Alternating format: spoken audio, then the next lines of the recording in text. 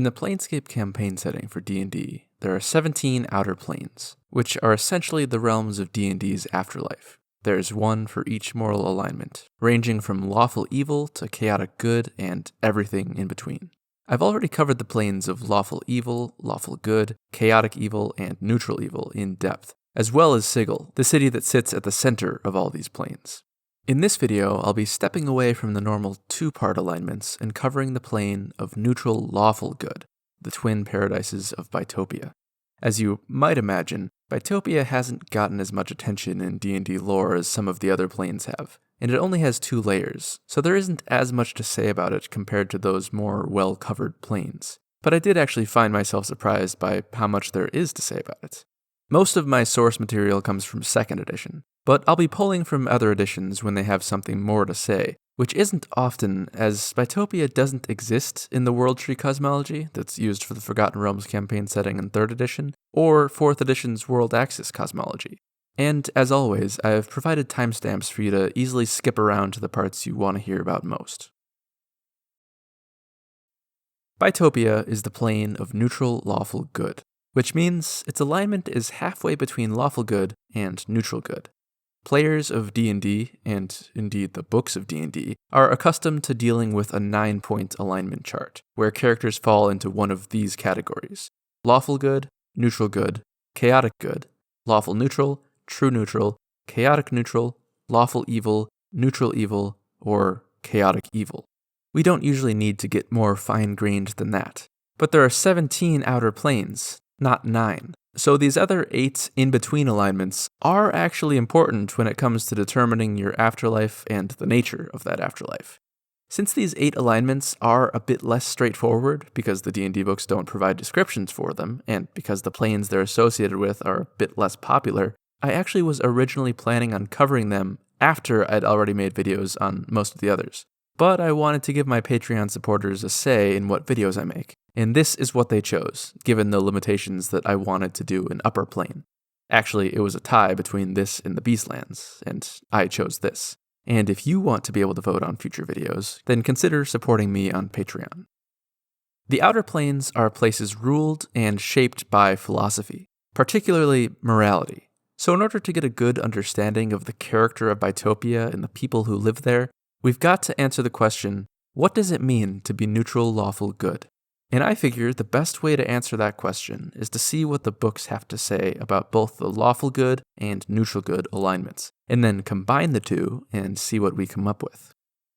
In 2nd edition, lawful good characters believe in bringing the greatest benefit to the most people while causing the least harm through an orderly, strong society with a well-organized government. Society prospers when people respect laws and try to help one another. Neutral good characters believe in a balance of forces and the pursuit of good without being beholden to any specific societal structure. The pursuit of good could call for following the laws of a society or overthrowing the social order. It doesn't matter to a neutral good character. 3rd edition specifies that lawful good characters combine a commitment to opposing evil with the discipline to fight relentlessly. They're very justice-oriented, hating to see the guilty go unpunished. They tell the truth, keep their word, help those in need, and speak out against injustice. Neutral good characters are devoted to helping others and aren't beholden to anyone. So in 3rd edition, the big difference between lawful and neutral good is that lawful good characters feel a compulsion to fight evil, whereas neutral good characters don't, merely seeking to help others.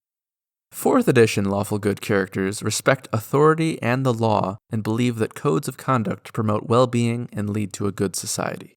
If their society veers into the evil, lawful good characters are morally bound to challenge the injustice, but prefer to work within the system to correct it rather than doing anything lawless.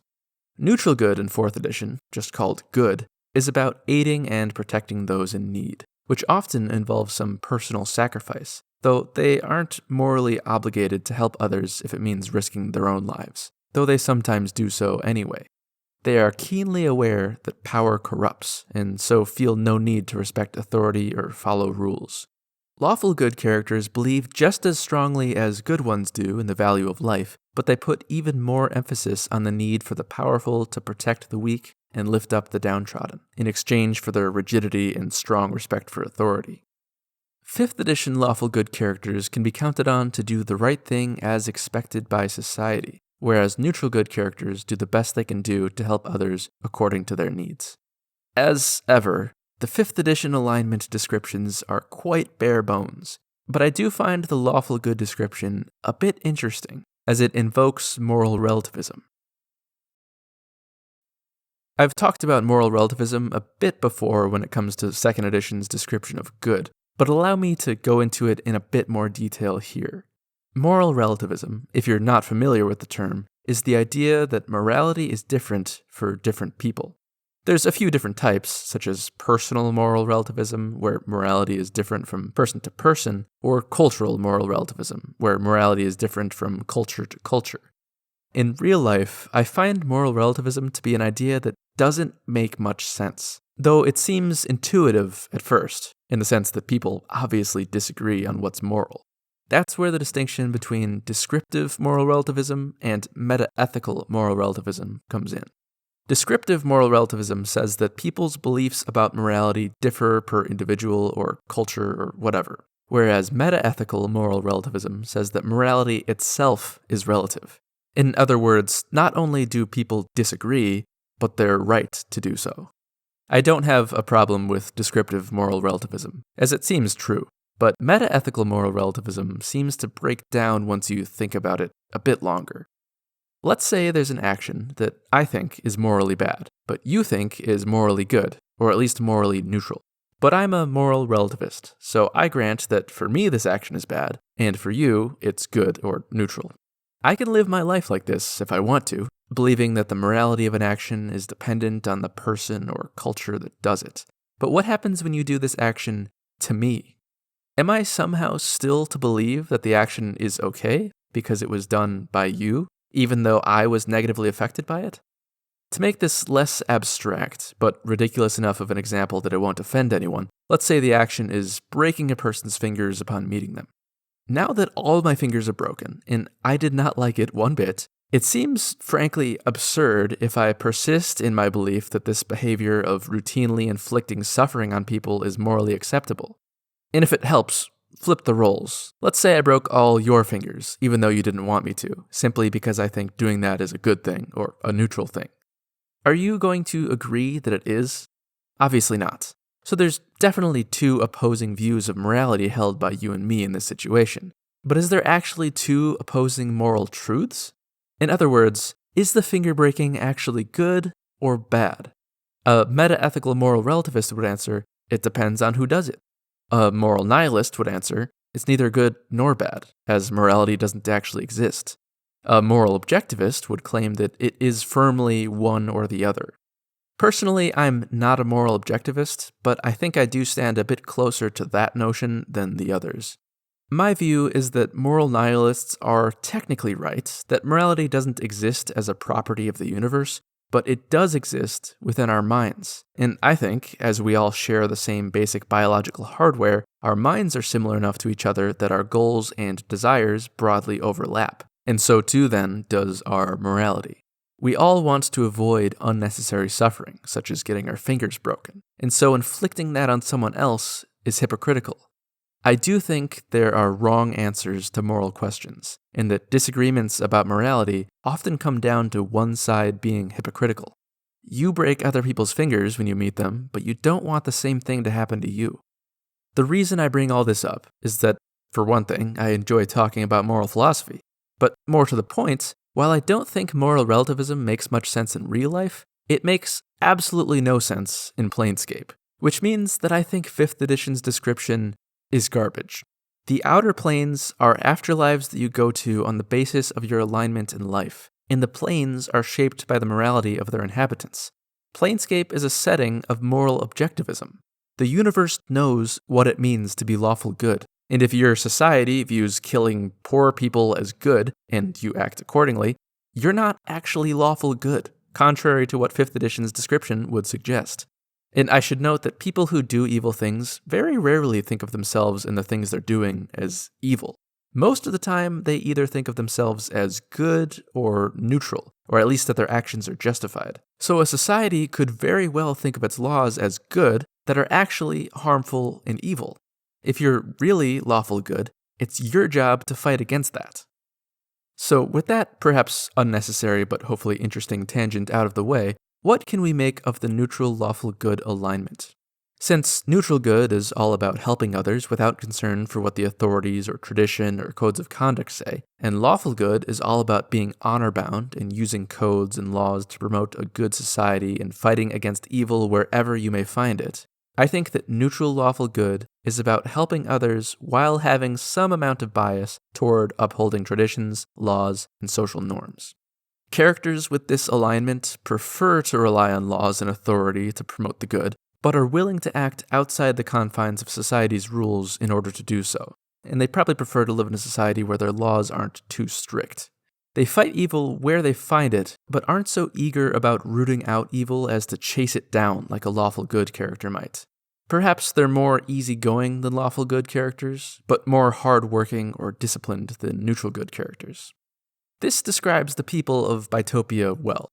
Bytopians are industrious, but they also know how to relax and have fun. They have a structured society, but it's a rather loose and free one, not clogged up with bureaucratic obstacles. Bytopians aren't as obsessed with discipline and self-improvement as the people of Mount Celestia are, but they're not as carefree or laid back as the people of Elysium. Like on Mount Celestia, they care about fairness, honesty, honor, hard work, and diligence. But unlike on Mount Celestia, they also appreciate mischief and lighthearted trickery and have no strict hierarchies. Bytopia is the plane of pastoral splendor and industry. It has a philosophy of personal achievement mixed with social interdependence. It's often called the Twin Paradises, and the name literally means that. Bi as in two, except spelled with a Y, and topia as in utopia. Two utopias, or twin paradises. It's called this because it has two beautiful layers, although one of them is notably less paradisiacal than the other. Although perhaps that's not so true. It depends on the individual. The first layer, Dothion, is for the most part for those seeking a quiet life, while Shurrock is for those who seek to challenge themselves. But the fact that both these options are in one plane means you don't really have to choose. After all, would you really want to stay in a place that's always serene? Or would you want the opportunity to go to the other side every once in a while for a bit of adventure? Anyway, 2 is a rather small amount of layers for a plane to have. The average number of layers the outer planes have, not counting the Abyss and Mechanus, because they're often said to have infinite layers, is 4.5. And the Twin Paradises is the only plane that properly has only 2. Arcadia also has 2, but I say properly because it had 3 up until rather recently, whereas Bytopia always has had 2. In most of the outer planes, layers are distinct places from one another, basically existing in their own dimensions, requiring portals to travel from layer to layer. Though that statement is somewhat disputed, as there are times throughout the Planescape books where the description of a plane gives the sense that all the layers actually do exist in the same physical space, such that they're just floating landmasses, like how Beator is sometimes described. While that may or may not be the case for Beator, it is definitely true of Bytopia. The layers of Bytopia are arranged like a closed book with no spine, such that if you look up from one, you'll see the other stretched out above you, an upside-down world above your head.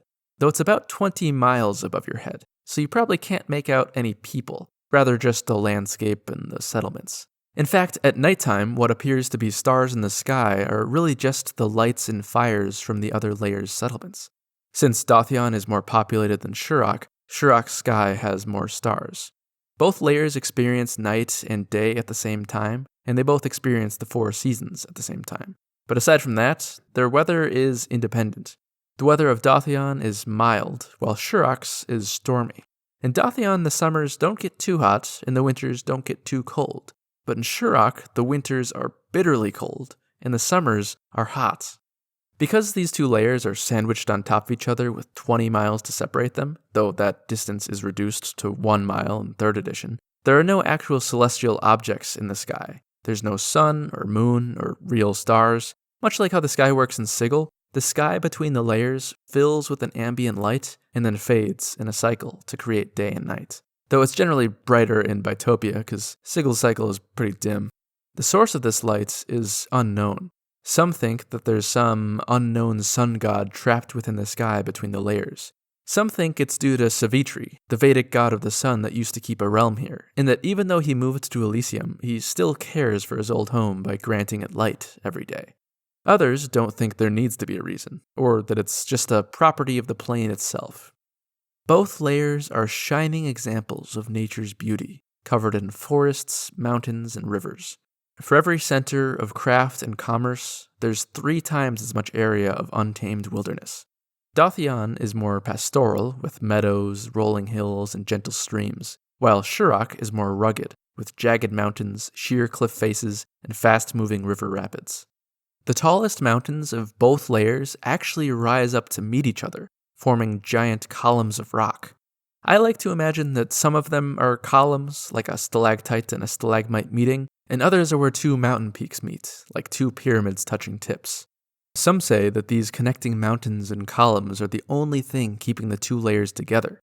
Some say that the layers used to be closer together and are slowly ripping apart, and you definitely don't want to be around when they finally separate. Whatever the truth, these paths are the most common way that people traverse from one layer to the other. They're tricky, not only because you have to climb up and then down a mountain or a rock column, or because the air gets very thin, or because there are naiads up there, but also because at the midway point between layers, gravity completely shifts. Up becomes down, and down becomes up. Actually, for a moment while you cross the gravity zone, it feels like there is no up, only 2 downs. You don't want to become so disoriented while you cross the gravity boundary that you lose your grip and fall 10 miles to your death. But the most commonly traveled routes have paths to follow, or even stairs carved into them.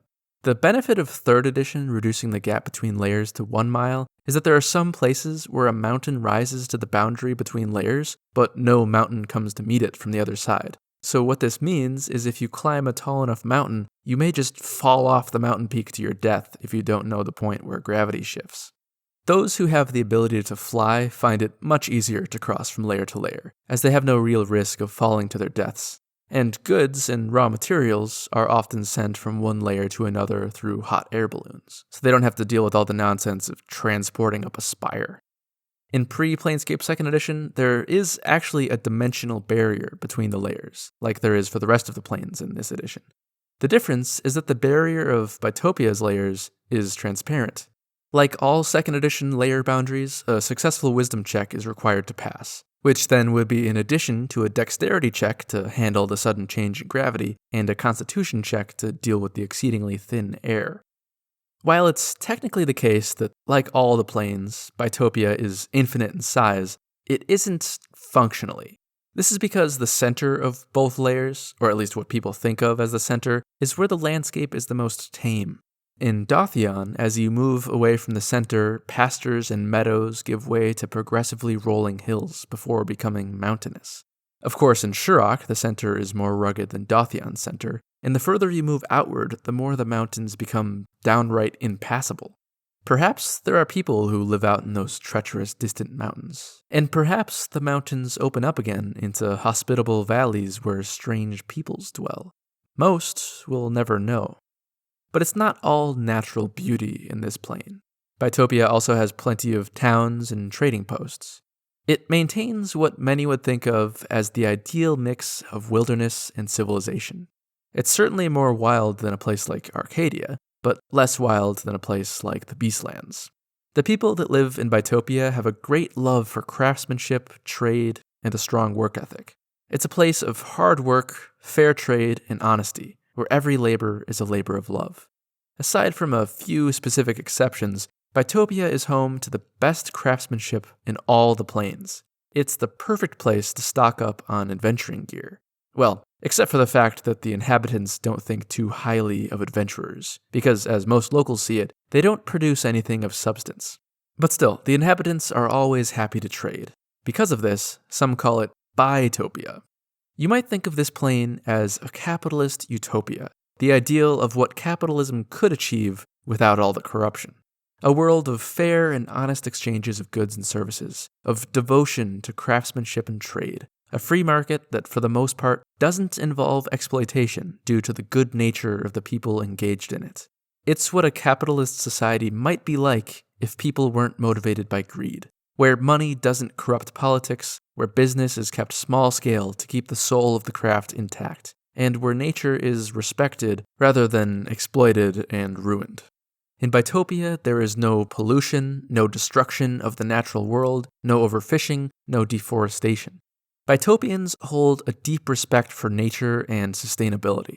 Now, you might be thinking, what's the point of sustainability if every outer plane is infinite in size? Surely that means there's an infinite supply of wood or iron or precious metals or whatever else. So there's no need to try to be sustainable because you'll never deplete the natural world. And that's true, but there is still reason for it. One reason is practicality. Sure, you could expand your mining operation as far and as deep as possible to get ever more and more minerals. But the more you expand, the more employees you need. The further you have to transport the ore, the longer your commute to work, or the farther away from the main hubs of civilization you have to live, and so on. And you could say, well, you can solve those problems too if you scale everything else up. Create more hubs of civilization, enlist more workers. After all, there's practically an infinite supply of them too. Use automation and assembly lines and mass production. But that brings me to the other reason to care about sustainability. The soul of the craft. The people of Bytopia don't just value the end result, a new product, a bigger economy. No, they value the crafting of a thing, the attention to detail, the love and time put into each individual craft. As I said, in general, Bytopian craftsmanship knows no equal, except for maybe what the dwarves get up to in places like Dwarfhome and Arakanor, and a few places that specialize in specific items, such as the chains of Jangling Hyder in Beator. The reason Bytopian wares are superior is because of the individual care and expertise given to each product, and also because of their superior materials.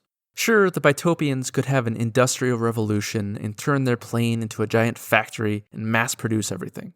No doubt this would greatly expand their already flourishing economy. But mass production is not what they value.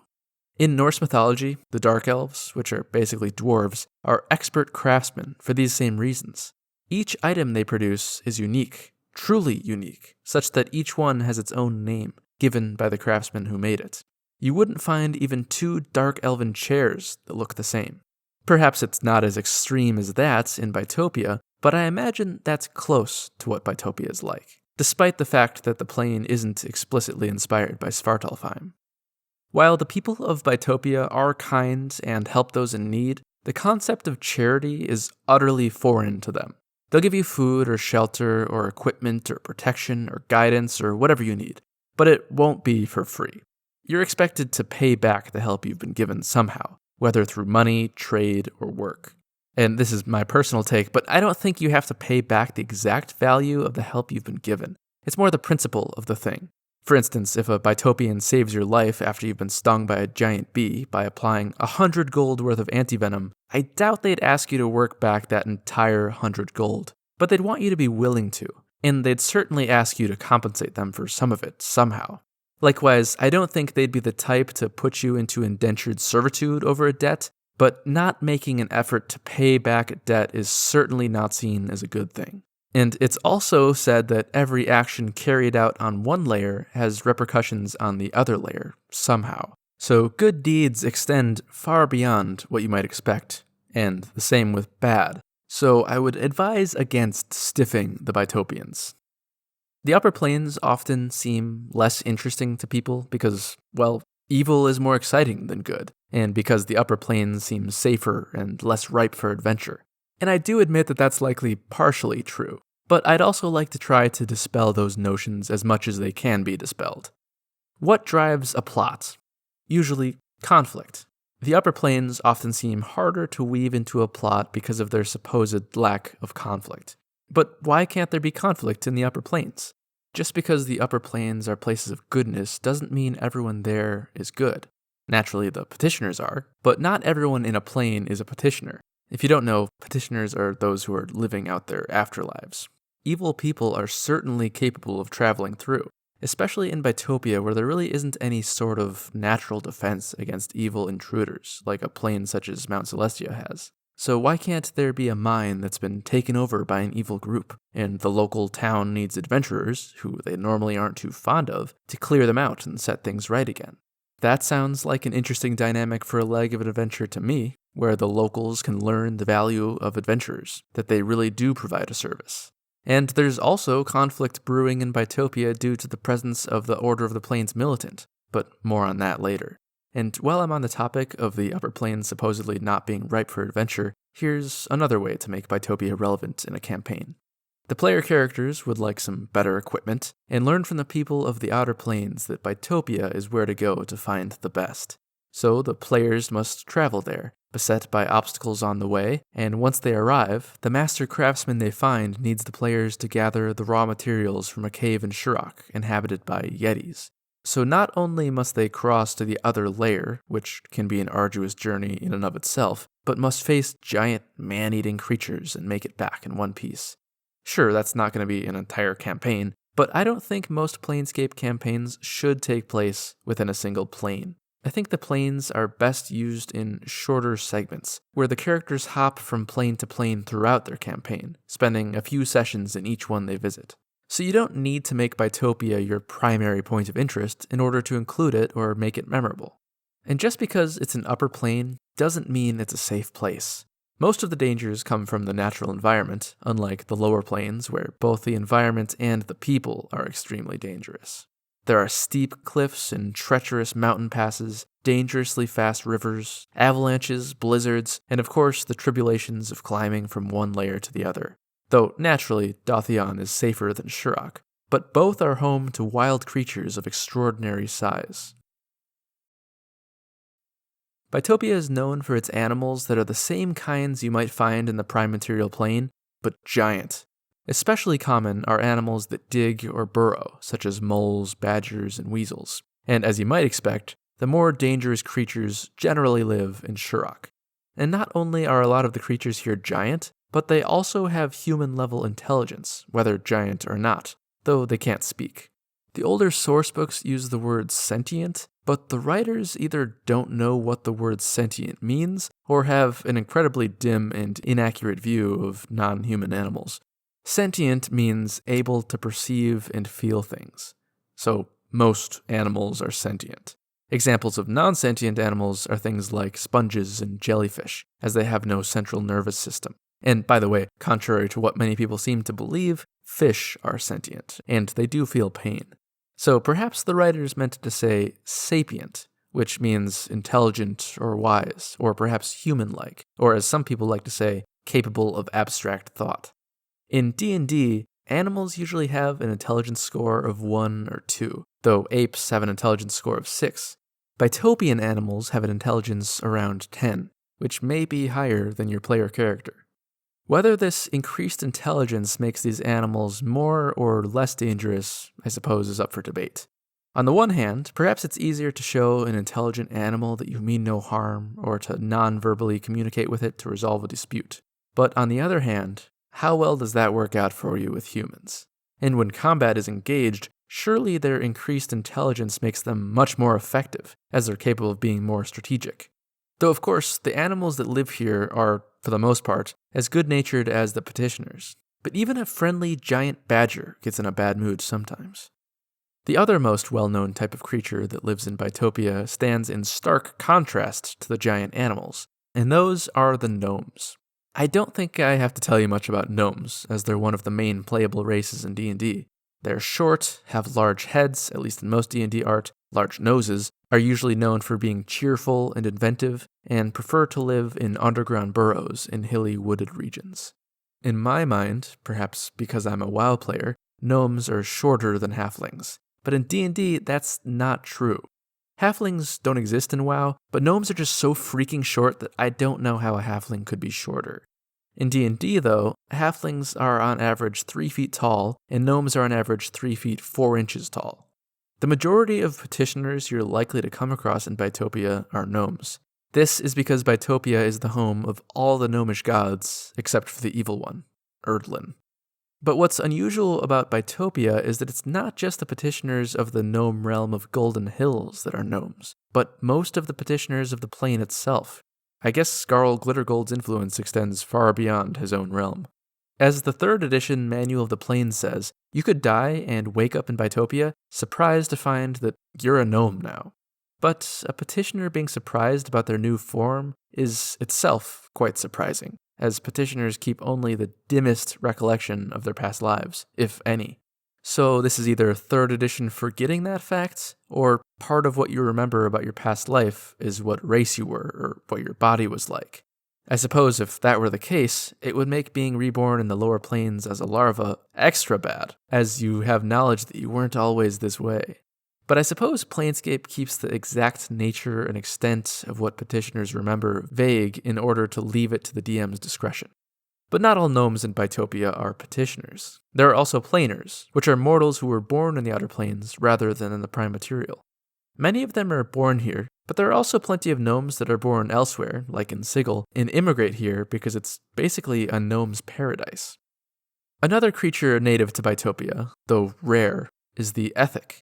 Ethics are one-eyed lemur-like creatures that live in the forests of both layers, with the ability to magically manipulate the emotions of others. They're usually solitary animals, and they protect themselves by redirecting the attention of predators onto some other nearby creature. They can increase the aggressiveness of a nearby creature and direct it to some other target. Humanoid victims of this emotional manipulation will experience sudden outrage, contrariness, and argumentativeness that could turn violent. But equally as likely, the enraged person will become so ruthless in their verbal insults that the target of their rage will be drawn to violence. Then the ethic slips away to safety. Ethics are sometimes domesticated and kept as companions, with their masters being able to command them to use their power when and at whom they want. But as you might expect, trapping a wild ethic is difficult. You've got to be strong-willed to avoid its manipulations, and so they often fetch a high price in the markets where they're sold, which are usually in Bytopia, the Outlands, and Sigil. Naiaths are another species native to Bytopia. They're flying worm fish things with little arms, sharp teeth, and sets of eyes above and below their mouths. They're one of the reasons that crossing from layer to layer is such dangerous business.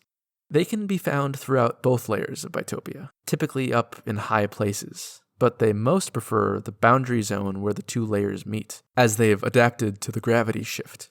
Naiaths are completely immune to gravity, so the gravity shift has no effect on them. Not only that, but they can create their own gravity, such that they can fling you in whatever direction they want, and gravity will shift in that direction for you until you've fallen 100 feet or landed on something. They take advantage of the disorientation others feel when crossing the gravity zone and exacerbate it by exerting their own influence on gravity. They typically hunt in packs and like to use their tails to throw their victims against objects and then rush in to finish them off with their claws and gnashing teeth. Needless to say, Naiaths are not good aligned. It kind of sounds like they should be evil, but they're labeled as neutral. I suppose for the same reason that other animals are considered neutral or unaligned. They're not intelligent enough to know any better. They're often hunted by the people of Bytopia, not just to reduce their numbers to make travel safer, but also because people hope to discover how they manage to ignore gravity. Baku aren't native to Bytopia, but many of them can be found here, and this plane does have its own subspecies of them. Baku are native to the Outlands. They resemble elephants, but what distinguishes them from elephants are their long, lizard-like tails, their leonine back feet, their short trunks, and their dragon-like scales. Though the ones that live in Bytopia differ from the rest of the species in that they have long mats of thick hair to suit the more temperate climate of the plane, as Baku normally reside in semi-tropical regions. Baku are exceptionally intelligent and possess a wide array of psionic powers. They also have the ability to turn invisible at will and can turn themselves into humanoids. They often secretly live in human societies to further the human interests. At least the good ones do. About 80% of all Baku are of good alignment. 15% are evil. These ones also like to secretly dwell among humans, but they like to thwart their plans and cause suffering. The remaining 5% of Baku are true neutral, and they're known as Holy Ones, the leaders of their race. And Bytopia is home to a site known as the Baku's Graveyard, where many can be found, but I'll talk about that later. Haliphants, or perhaps you like to pronounce it Haliphants, also aren't native to Bytopia specifically. They are found throughout all the upper planes, but they're most common in Bytopia, the Beastlands, and Mount Celestia, though they're still not very common. Haliphants are tiny golden elephants with white wings. By tiny, I mean tiny for an elephant. They're 2 feet long, which by gnome standards isn't that small. They're intelligent and helpful neutral good proxies. A proxy is basically the next step up from a petitioner.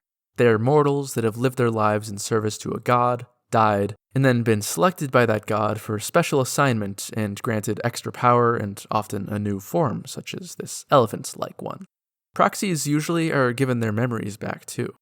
Haliphants usually are pursuing the tasks given to them by whatever god they serve, or helping out, checking in on, or advising adventurers who are on a mission of one of the gods of the upper planes.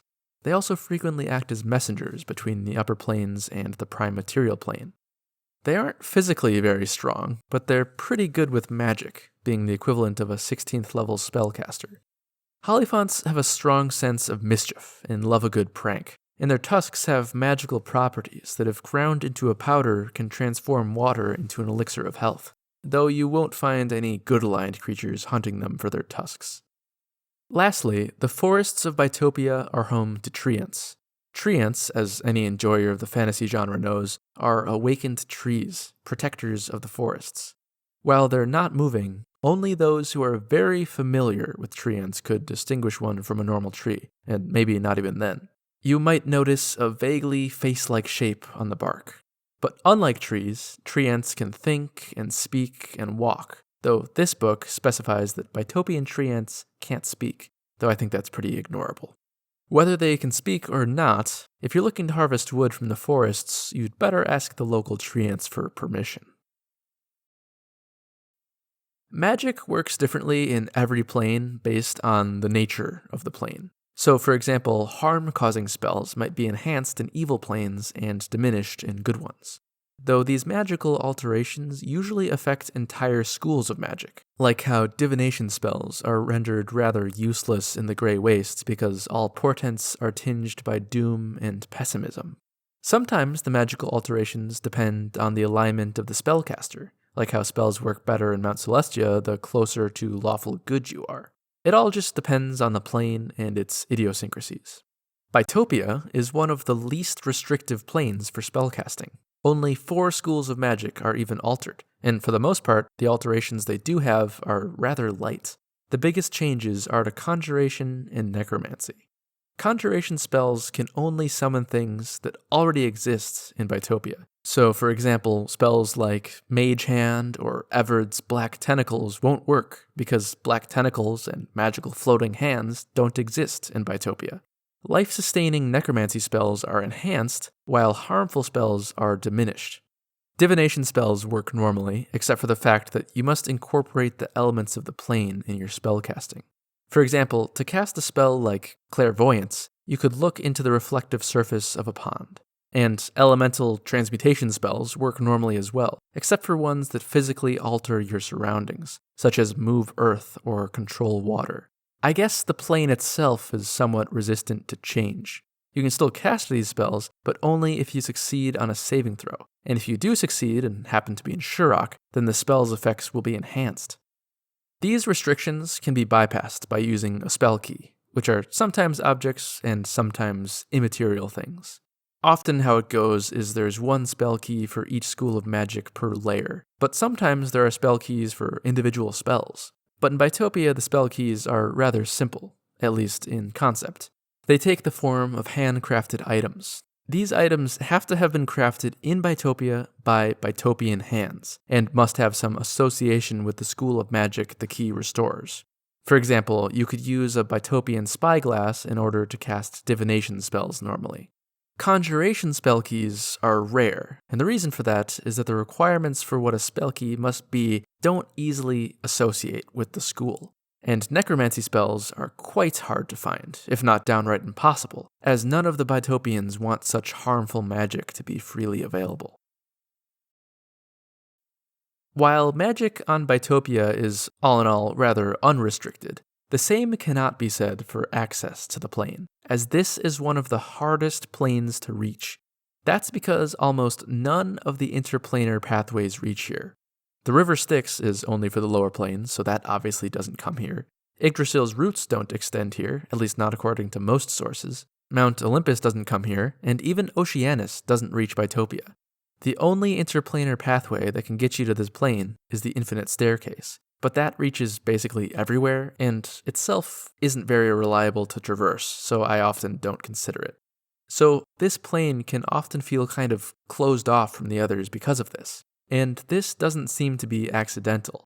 Some say that the plane wants to make it difficult to reach, as Bytopia is about work and striving. If you can't be bothered to expend a little effort to get here, perhaps this plane isn't for you. Though it's not impossible to get to. You can still use any of the usual magical methods of plane hopping. Your astral color pools, which are in this case the amber ones, your cubic gates and other magic items, plane shift and spells like it, portals from Sigil, and so on. And of course, Bytopia does have portals from each of its neighboring planes, Mount Celestia and Elysium. Portals in Bytopia appear as caverns with patterns shining within, the glowing patterns indicating where they lead. Concentric circles lead to Mount Celestia, radiating lines lead to Elysium, and spiderweb patterns lead to the Outlands. I don't know what the pattern is that leads to the Astral. There are a few small portals between Dothion and Shurrock, but most of them have been bricked up on the Dothion side to protect that layer from the more dangerous creatures of Shurrock, and for the rest, there is usually a hefty fee to use them. Normally, the astral plane only reaches the first layer of an outer plane, but in Bytopia, it reaches both. Dothion is considered the first layer because it's closer to the astral, which I guess means that color pools more frequently lead there compared to Shurrock. Rather than jump through any of the hoops, though, most mortals that come to Bytopia do so through dying. Not that most of them were intending to come here. I don't think most people decide how to behave in life in order to go to the plane they think sounds the best. Though I guess that would make sense. But I think for most people, their alignment is something that comes naturally to them, a part of their personality, rather than something they strive to maintain to obtain the ideal afterlife. The people that are striving for their ideal afterlife are probably doing so through what gods they worship, so they're more choosing a realm rather than a plane. Plus, I'm not sure how conscious of their alignment most people are. I'm sure many petitioners would be surprised by what plane they ended up in if they retained enough of their memories from life to even be capable of being surprised about it. Not just because of the people that are evil that thought they were good, but also because I doubt people have such a fine-grained awareness of their own moral behavior to know that they're neutral lawful good rather than lawful good, for example. And I'd have to imagine that many of the people that end up in Bytopia might have tried a bit harder to be a bit more lawful or a bit more neutral if they knew they were going to end up as gnomes. But anyway, when mortals die, not just prime material mortals, mind you, but mortals living anywhere, their spirit gets sent to the realm of their patron deity or the plane that best matches their moral alignment, where they become petitioners. Which could potentially mean that you spend your life and your afterlife on the same plane. If you're lawful good, you go to Mount Celestia. If you're neutral good, you go to Elysium. And if you're right in between, you go to Bytopia. It's hard to judge how many people fall into which moral alignment bucket, but I'd imagine that there are more people who have a slight leaning toward lawfulness than those who are neutral. And if that's you, don't worry. There's not a 100% chance you'll be a gnome, though there is a strong chance. But as ever, perhaps the most regular and reliable way to get to Bytopia is through the portal from its gate town. The plane of neutrality, the Outlands, contains 16 gate towns, one for each of the other outer planes. They're called gate towns because they all contain portals, gates, to their corresponding plane. The gate town to Bytopia is called Tradegate. It's a city in the shape of a star, with each section of the star being its own district, including a district in the middle. It's a bustling city of commerce. Where Bytopia is all about crafting and trade, essentially in equal proportion, Tradegate is more trade-focused, and perhaps it's this difference that keeps the city from getting sucked into Bytopia. But more likely it's the fact that this city strives to be a center of commerce that rivals the city of doors, which means a large variety of people are drawn here, not all of them neutral lawful good. so the city's difference in alignment with Bytopia keeps it where it is. Not that it's evil or anything, just closer to neutral than Bytopia is. If you're not familiar, in Planescape there's this thing called cosmic realignment, where chunks of planes will detach themselves and relocate to other planes if the people living there are exhibiting an alignment mismatched with the plane they're currently in. This phenomenon is especially pertinent for the gate towns, as they usually closely resemble the morality and culture of the plane they lead to, and so many gate towns have gotten cosmically realigned over the ages. Some gate towns strive for this, and others really don't want it. In the case of the people of Tradegate, they like it just where they are. While Tradegate aspires to be, and already is in many ways, one of the Outer Planes' foremost hubs of trade, it is somewhat held back by the fact that it's a good place. So if you're looking to purchase shady or downright evil things, such as hired killers, slaves, souls, Hollyphant tusks, and so on, Tradegate isn't the place. While it might make them less money than they could get otherwise, the people that live here only engage in ethical trade. But on the other hand, I'm sure there are many people who prefer Tradegate over other thriving market hubs such as Sigil for that very reason. I'd imagine anyone good aligned feels much better about purchasing from a market that has high moral standards. However, perhaps not everything is all pure and harmless in Tradegate, as there are rumors that if you find the right people, you can sell your afterlife to the town, presuming you're not already living it, giving up all possibility of resurrection or petitionerhood in exchange for a large sum of money. There's a huge variety of coinage throughout the multiverse, and so to make things simple, Tradegate has its own mint, called the Trade Mill Mint. Sure, you could probably use your own local currency at the town's shops, but the merchants would all likely prefer you to use the established Tradegate currency, coins with a star on one side and an image of Ilmater on the other. Ilmater is one of the gods of Bytopia, and the townsfolk like to say that the coin's two faces mirror the dual nature of Bytopia itself. In 5th edition, the coins are called lodestars. They're made out of a magnetic cobalt, and have become a common currency used all throughout the Outlands. Though with such a supply of coinage and precious metals, Tradegate has become a target of the Zorn, at least in 5th edition. Zorn are elementals from the plane of Earth that can only eat rocks, gems, and minerals.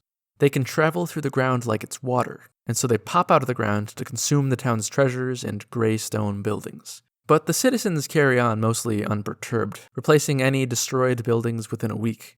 The senior-most board member of the Trade Mill Mint, a dwarf named Erasmus Astralbeard, is the reason for the Zorn's recent appearance. For reasons that are unclear, he secretly opened a portal to the elemental plane of Earth, purposefully letting Zorn in to counterbalance the town's abundance of wealth. Perhaps he did it to fight inflation, or perhaps it was an effort to prevent avarice in himself or the other leaders of the town. Either way, he hoped it to be a one-time gold sink, but the Zorn won't leave.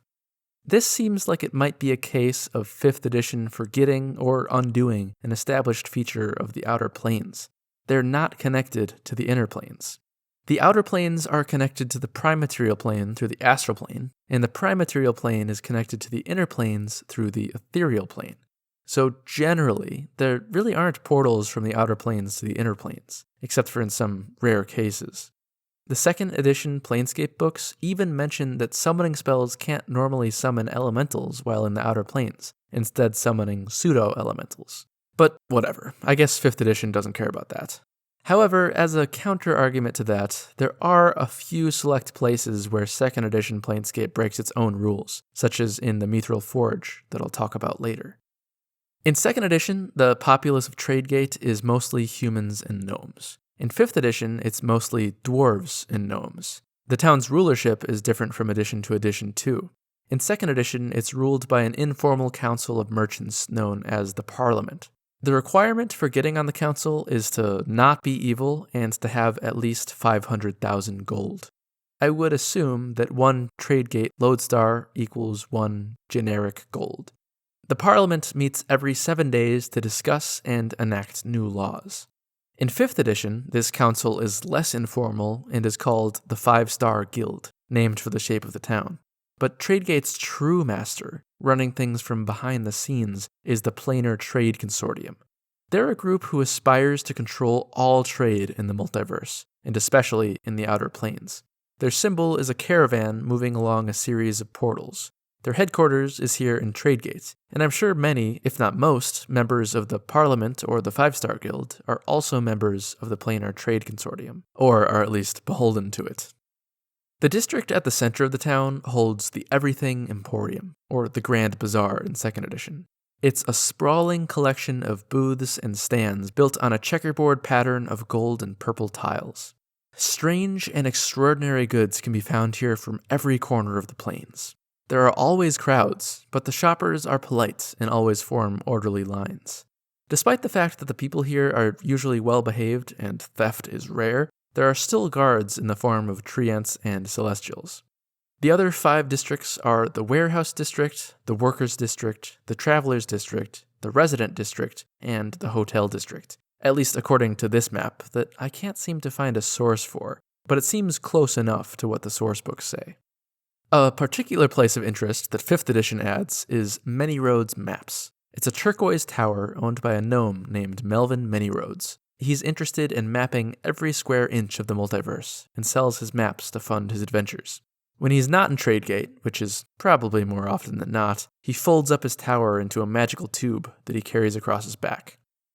Tradegate's gate is unlike any of the other gate towns. It's not a portal in the sense you'd normally think of portals. Rather, it's a living portal. Or I should say he is a living portal, in the form of a Barriar merchant named the Trademaster.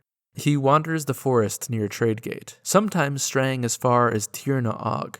The way to get to Bytopia is to find him and make a trade with him. In 2nd edition, it's left a bit more vague, but 5th edition explains that he can cast the gate spell at will. He also magically knows everything that you own and therefore what you can afford to pay. His prices are high but fair, and his trades are usually complicated. If you try to swindle or threaten him, you'll quickly find yourself sent to some faraway plane that definitely is not Bytopia. Rumors suggest that Master Trader is an incarnation of a being called the Peddler, perhaps a god of commerce. Others say that he's the planar manifestation of trade itself. So, as you can see, getting to Bytopia is a bit more of a hassle than getting to most other planes, so I guess what I said before about Bytopia not having any defenses to intruders isn't quite true. Dothion is also known as the land of pastoral industry. As I said earlier, it's about 3/4 wilderness and 1/4 civilization. But wild isn't really the right word to describe the wilderness of Dothion, at least not in all its connotations. Wild as in uninhabited and uncultivated, but not in the sense of harsh, inhospitable, or savage. Most of Dothion, except for perhaps the taller mountains, is hospitable. It's a temperate layer of meadows of wildflowers, huge forests of great oaks, networks of rivers, pristine fields, green valleys, and rolling hills that as you get farther and farther out, give way to panoramic mountains. Dothion is the layer of production and commerce, and is described by some as a pre-industrial industrial world. It doesn't have truly industrial things, such as steam power, electricity, or factories of mass manufacturing, but it's still alive with the activity of production and trade. There are farms, mines, water mills, markets, canals, trade caravans, and so on, though most of the mines are in Shurrock. Before, I said that the people of Bytopia have a respect for nature, and so avoid the wanton destruction of nature typical in our world. But they don't leave it completely untouched either. If they did, there wouldn't really be any civilization here at all. Basically, they try to strike a sustainable and aesthetically pleasing balance between using nature's resources and leaving nature be. For example, they'll set up a water wheel or a short canal to connect 2 rivers, as Bytopia is riddled with rivers and streams, but they won't go so far as to completely dam up a whole river. The variety of Dothion civilized places run the gamut from lone mountain cabins to quaint woodland villages to bustling port towns. This layer is home to woodcutters, hunters, trappers, rangers, fishermen, farmers, ranchers, and druids, and of course, traders. Which makes me question how Bytopia can be good if it's engaged in some of those things. Hear me out. I would already question how killing innocent creatures could possibly qualify as good, but you don't even have to agree with that, because it goes beyond that. Because recall what I said about this plane's animals. They have human-level intelligence. They're sapient, Many people don't consider killing innocent creatures to be a bad thing on account of their supposed inferiority. Not that that's a good argument. But in Bytopia, they aren't inferior. They're essentially people. They're basically the animals of Narnia, except they can't speak. So how can the trappers and ranchers and fishermen and whatnot be considered good aligned when they're basically engaged in killing people? It seems to me to be an inconsistency. I've got two ways to resolve it, both requiring ignoring something the source books say. One is that not all the animals of Bytopia have human-level intelligence, and the people of Bytopia only kill the dumb ones. I'm not satisfied with that answer, but you might be. The other is that the people of Bytopia actually aren't engaged in predatory professions. I guess another possible answer is that the multiverse just doesn't care about non-humanoid animals, and things done to them don't factor into your alignment. But that doesn't sound convincing to me. Killing a Bytopian animal is pretty much the equivalent of killing a mute and innocent tabaxi, or aarakocra, or turtle. If you did that, it would definitely have a negative effect on your alignment. Those questions aside, everything isn't all nice and rosy in Dothion. As of late, there's been increasing activity of a group looking to destabilize the lair. They are the Order of the Plains Militant, also called the Brethren, a lawful good sect from Mount Celestia, supposedly arriving from the gate from the realm of Goldfire. But Goldfire is supposed to be connected to Savitri's realm, which is said in this book to be in Bytopia, but these two books both say it's now in Elysium. The strange thing is that this book says both things, that Savitri's realm moved to Elysium, and that the Order of the Plains Militant has been arriving from the gate to Goldfire. You'd think if a realm moves, the gate comes with, but maybe not. Perhaps Savitri's realm is gone, but the gate is still there. I doubt it, but even if that is the case, it doesn't make getting to Bytopia easier for most people, as you'd still need to travel to Mount Celestia and progress to the second layer of that plane, which requires walking a literal and metaphorical path of ethical progress. Luckily for the Brethren, their base is on Mount Celestia's fourth layer, and going down the mountain is much easier than going up, so they don't have a problem accessing that portal if it really does still lead to Bytopia. The Order of the Plains Militant are comprised mostly of paladins, and they seek to fight back against evil and chaos and spread law and good as far as possible. They don't do forced conversions, but they are very active in their conversion attempts, especially in Bytopia and Arcadia. But what many people don't know is that they're not just seeking converts. They're seeking to cosmically realign parts of Bytopia, maybe even a whole layer, and bring it over to Mount Celestia. They figure if enough people take their vows, then this will happen. And they're right. Lately, the sect has been acting in ways that are closer to lawful neutrality than lawful good, as they've been restraining those who speak out against them. Many of these protesters are merchants, as they worry that the Order of the Plains Militant getting too much control will be bad for business, leading to a more restricted markets and new taxes, tariffs, and bureaucratic hoops to jump through. Another growing enemy of the Brethren is the Harmonium, one of the factions of Sigil. The Harmonium keep a base in Arcadia, and Arcadia has recently lost one of its layers to Mechanus. Since the Order of the Plains Militant is also running a large recruitment effort in Arcadia, the Harmonium blame them for it, believing that their unilateral thinking and militancy imbalanced the layer too much toward law. In reality, it was the Harmonium's behavior that lost them the layer, but they either don't know that or can't accept it. The Brethren actually have a loose alliance with the Harmonium, but as the Harmonium's faulty suspicions are rising, that alliance is ending. The Order of the Plains Militant can be found in many of the towns throughout the layer, spouting their beliefs to anyone who will listen, but they're most active in the layer's largest town, Yeoman. Yeoman is a bustling town near the center of Dothion, or at least what's commonly referred to as the center, where the rivers Diligence and Splendor meet. The streets here are never empty, and the city is always active. There's always a wagon being unloaded, a trade deal being formed, a contract being signed, or a crafter tinkering away.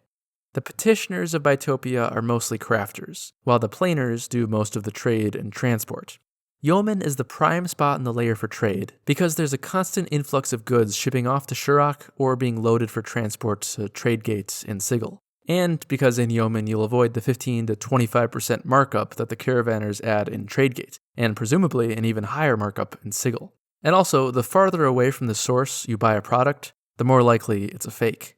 For the biggest city in a plane, it's not actually that populous, at least according to the sourcebook, which says that the population gets up into the thousands at harvest times. I've come across this a few times, where I feel like the D&D books severely lowball the population numbers of cities. So I'm going to say that Yeoman should have a lot more people than that. Maybe you could say that the people who actually permanently live there are in the thousands, but honestly that seems super low for the most populous town in an infinite plane. But then factoring in all the traveling merchants and caravans and customers, it should at the very least be in the tens of thousands. But then again, perhaps the population is limited just due to the intended vibe of the plane. Maybe things just aren't supposed to be super crowded here. But anyway, the town has 2 rulers. First, there's the Right Honorable Elizabeth the Seer, the Mistress of Guilds and Mayor of Yeoman. She's a Barriar divination wizard who uses her divining magics to make the best deals for herself and her city. And then there's the Conclave of Masters, a group of guild masters who vote on whether to pass the mayor's plans. They're the ones with the true power in town. But there's a third political player rising in Yeoman, the Planar Trade Consortium.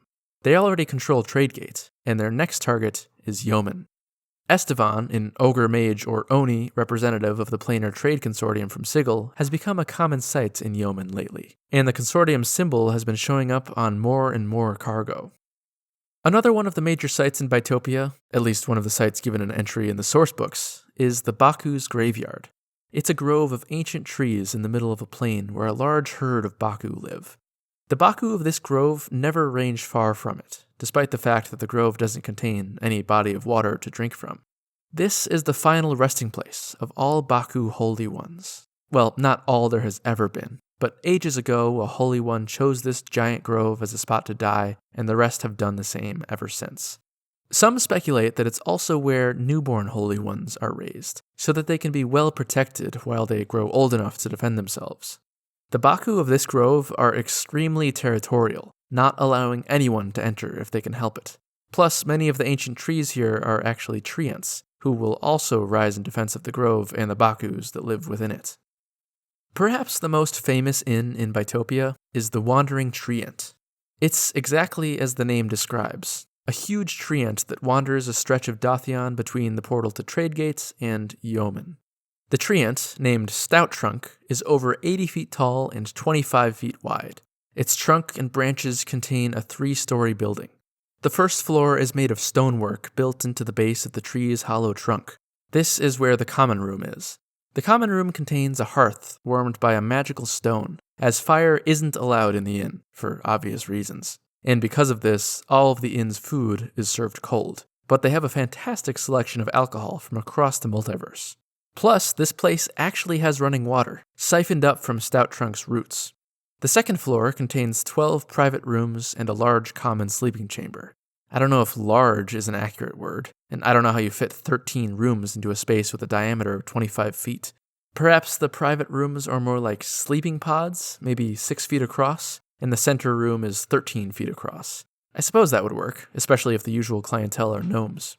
This floor is formed by the treant's natural hollows and reinforced with fine Bytopian oak. I wonder how Stout Trunk feels about having the wood of other trees inside him. The third floor is the home of the inn's proprietor, a human named Elisor Fajai. He's Stout Trunk's business partner, and I do also wonder what Stout Trunk gets out of all this. Maybe he just likes having people inside him. Anyway, there's also a cellar within Stout Trunk's roots. It's said to contain powerful magical items and artifacts, and that it's enchanted to chill and preserve food, but no one's allowed down there except for Elisor. Dothion is home to many gods, though most of them are from the gnome pantheon and live in the same realm, but they each have a sort of sub-realm region within that realm. There's Garl Glittergold, Bearvan Wild Wanderer, Baravar Cloakshadow, Flandel Steelskin, Gerdal Ironhand, Segujan Earthcaller, Calardoran Smoothhands, and Nebulun. The non-gnome gods are Amatsumara, Inari, and maybe Berai. The Golden Hills is the largest and most well-known realm in Dothion. In fact, it's the largest and most well-known realm in the whole plane.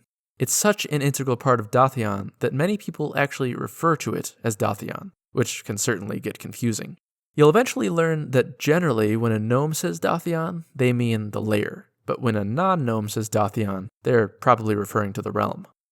The Golden Hills is the realm of the gnomish pantheon.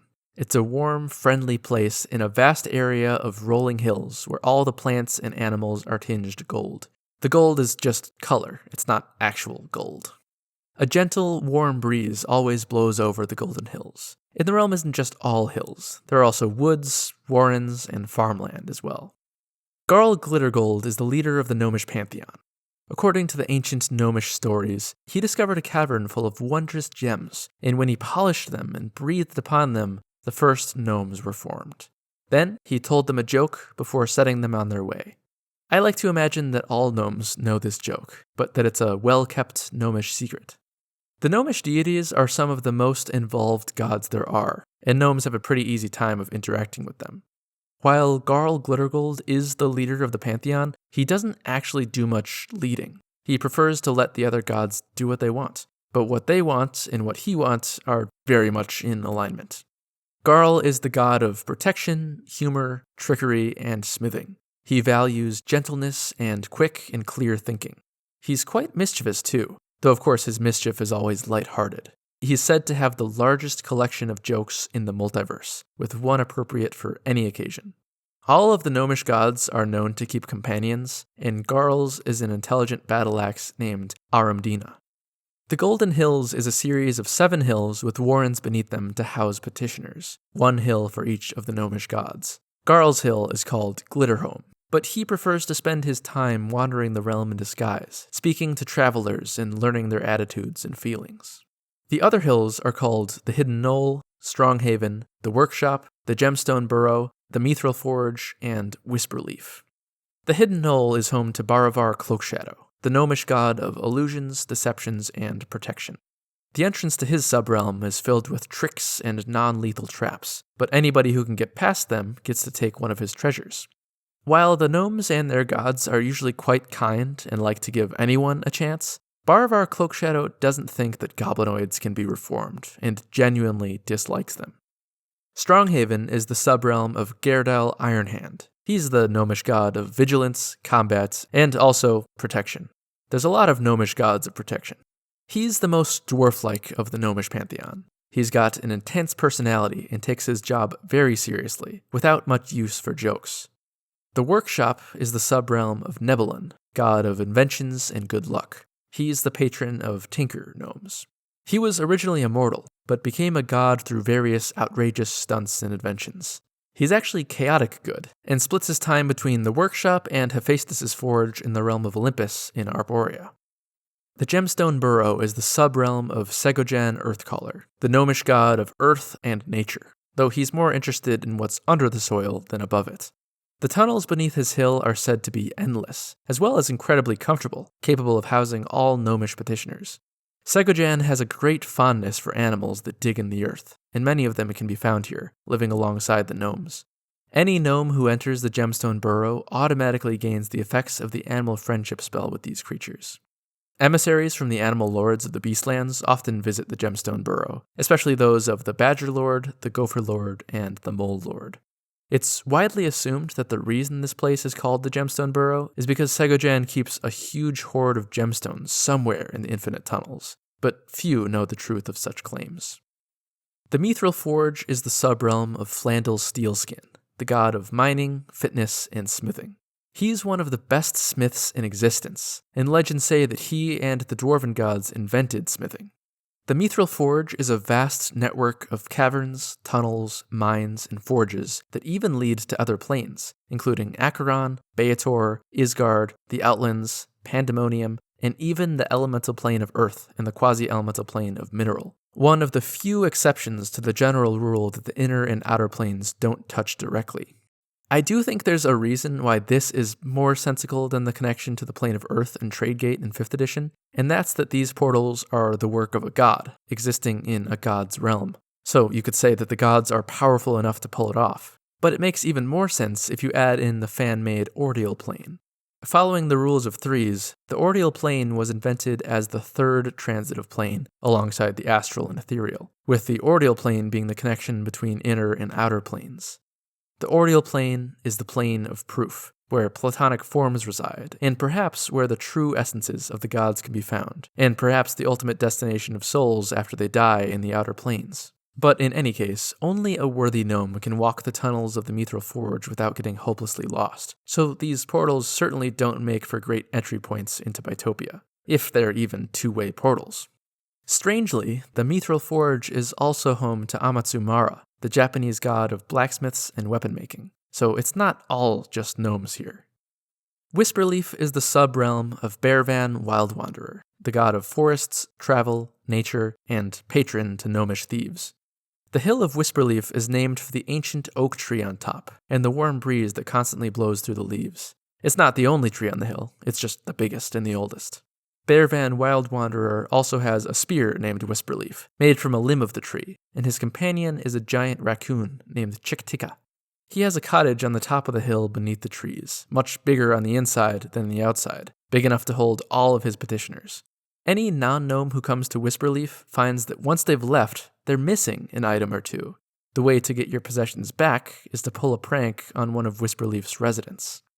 The gnomish pantheon also includes Calorduran Smoothhands, but his realm isn't part of the Golden Hills. It's a separate place, not too far away, called Deephome. This is because Calorduran is the patron deity of the Deep Gnomes, the gnomes of the Underdark, also called the Svirfnebli. He is a god of the earth, mining, and protection. He gets along well with the rest of the gnomish pantheon, he's just more of a solitary type. He encourages collaboration and trade between the gnomes and the deep gnomes, and he hates drow. Like the subrealms of the Golden Hills, Deephome consists of a network of tunnels beneath a hill. The center of the realm contains Calorduran's hidden cavern. A massive smooth stone stands in the center of the chamber that's said to be able to control any earth elemental. The only gnomish god that doesn't reside in Bytopia is Erdlin, the evil mole god of greed and bloodlust. Erdlin lives in the Worm Realm, the 399th layer of the Abyss, but some say that there's actually a portal between his realm and the deep places of Bytopia. Some gnomish petitioners say that Erdlin likes to spend his time deep beneath the surface of Shurrock, and that his presence is the reason for Shurrock's tumultuous storms and terrain, a good plane's reaction to the presence of an evil deity. The last god that definitely resides in Dothion is Inari, the androgynous Japanese god of prosperity, rice, agriculture, and foxes. Inari has supernatural messenger foxes that are known as kitsune. Inari's realm is called Prosperity, and there really isn't any information about it, but you could assume that it contains rice fields, a lot of foxes, and Japanese architecture. In the real world, Inari has been worshipped as the god of a wide variety of things, including fertility, tea, sake, industry, swordsmiths, merchants, and warriors. According to Wikipedia, over a third of all the Shinto shrines in Japan are dedicated to Inari. There is one more god, though, and that's Berai, goddess of agriculture, family, and home in the Greyhawk campaign setting, or Greyspace. I mention her as a tentative goddess of Bytopia because it's only the 2024 Dungeon Master's Guide that lists her as residing here. It doesn't even say which layer, but seeing that her portfolio includes agriculture, I'd guess it's supposed to be Dothion. Previous sources list her realm as being in Elysium, and her realm is called Principality. Shurrock the Storm-Racked is Dothion's much rougher and wilder counterpart. It's a mountainous region filled with snow-covered peaks, fast-flowing and frigid alpine rivers, foreboding forests, and flower-filled valleys. Most of Shurrock's industry occurs underground or indoors on account of the layer's weather, which is wild, harsh, and unpredictable.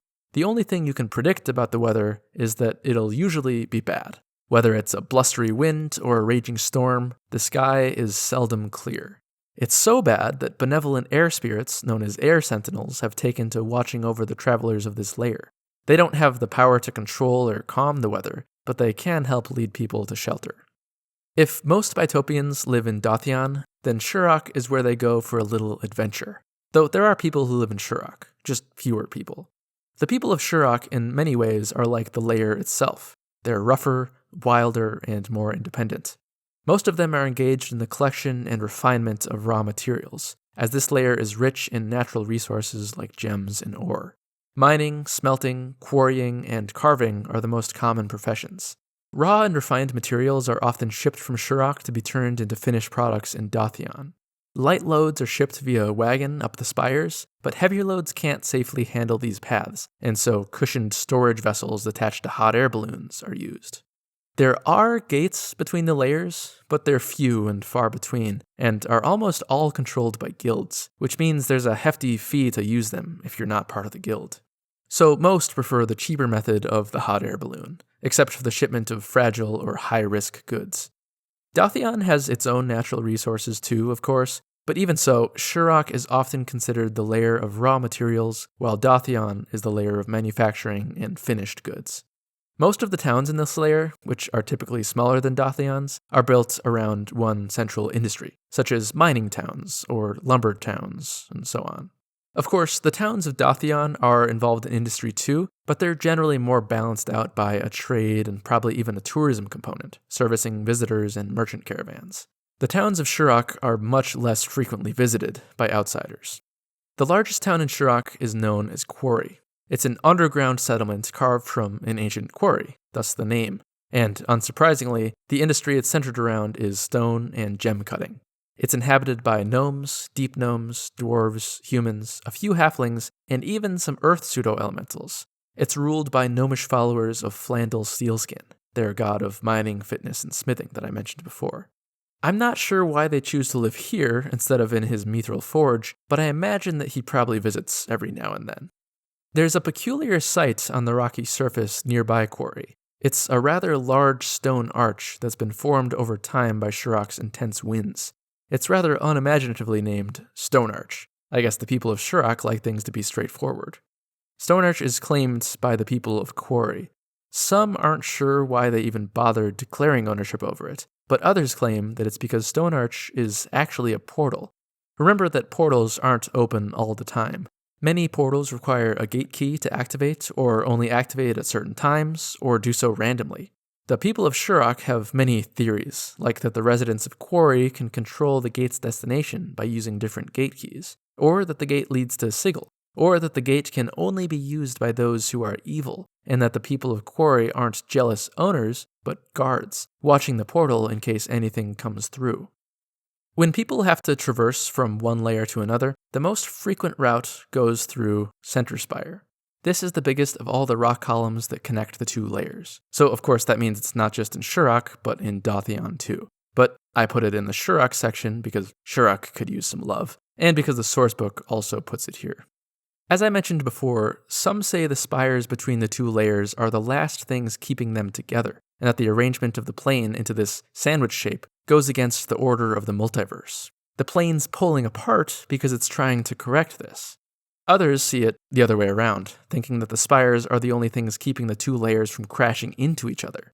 Either way, Dothion and Shurrock aren't going anywhere soon, unless the Order of the Plane's militant successfully steals enough land to destabilize the plane, because Center Spire is quite the sturdy connecting beam.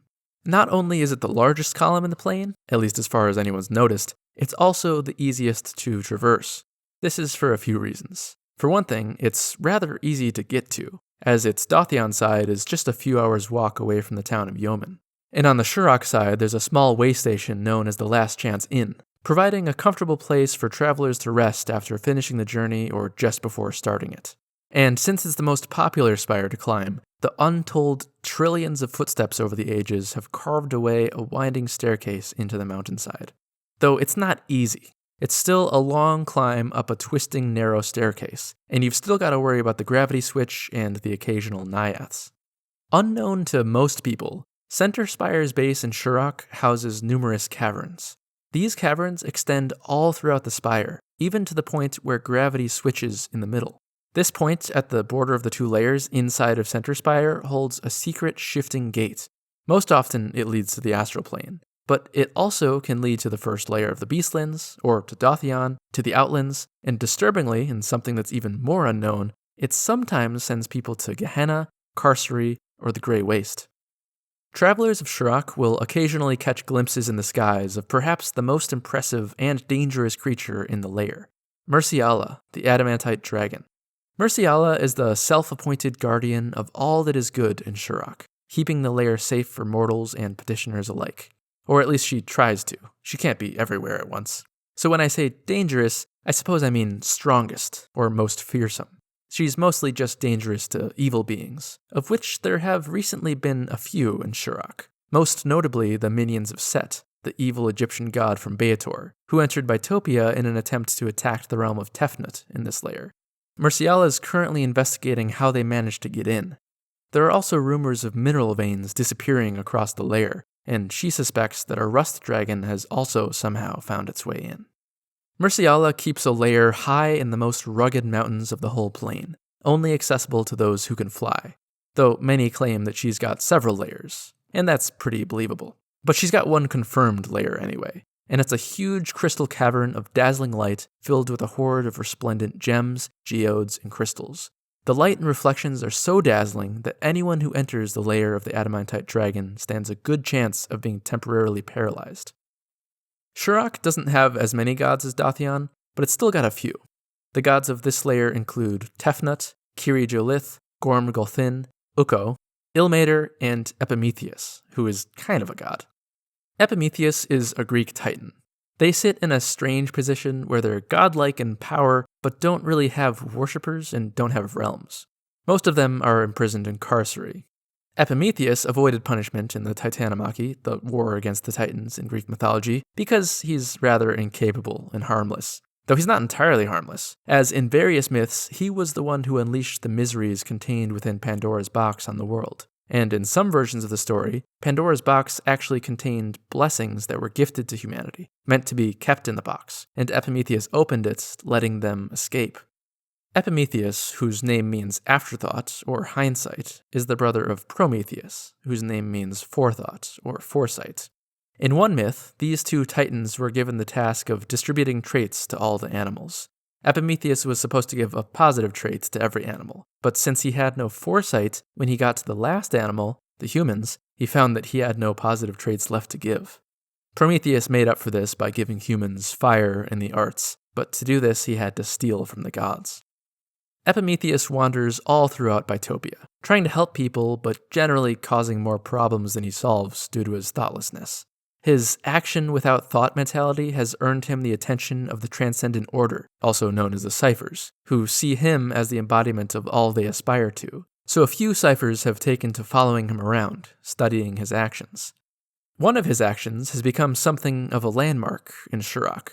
It's called the Ridiculous Tower, so named because Epimetheus, after deciding he wanted to build a tower, decided he wanted to make it bigger. Rather than start over, he just kept widening it until it fell over.